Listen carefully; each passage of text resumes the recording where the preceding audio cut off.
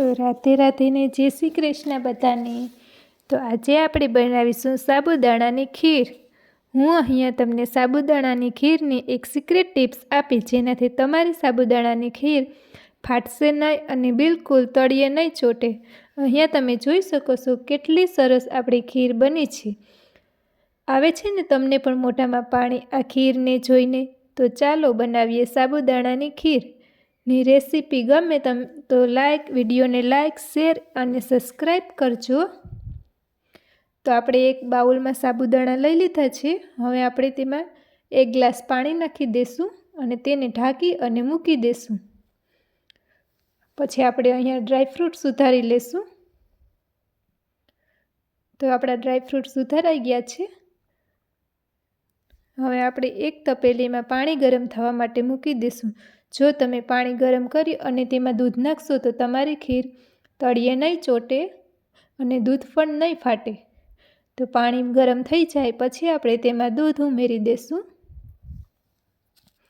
દૂધને આપણે 5 થી 10 મિનિટ માટે ગરમ થવા દેવાનું છે, તેથી સાબુદાણા સરસ મજાના પાકી જાય તેમાં। તો આ રહ્યા આપણા સાબુદાણા। દૂધ ગરમ થઈ ગયું છે। હવે આપણે તેમાં સાબુદાણા ઉમેરી દઈએ। ઠંડા દૂધમાં ક્યારેય પણ સાબુદાણા ન ઉમેરવા।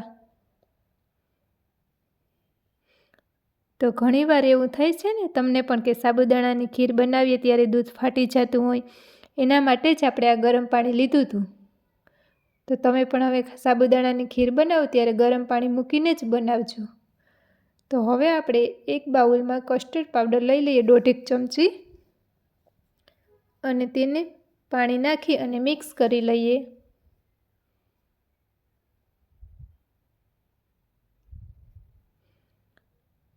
તો જો આપણા સાબુદાણા ઉપર હલકા થઈ અને આવી ગયા છે, તો હવે આપણે તેમાં ખાંડ ઉમેરી દઈએ।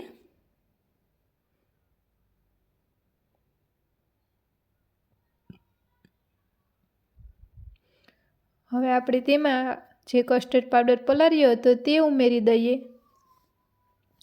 કસ્ટર્ડ પાવડર ઉમેર્યા પછી આપણે એને હલાવવાનું છે, કારણ કે પાવડર જાડો હોય તેથી તે તળિયે બેસી ન જાય।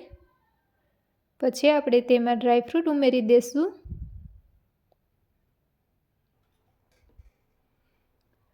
તો જો આપણી સરસ મજાની ખીર બનીને તૈયાર થઈ ગઈ છે।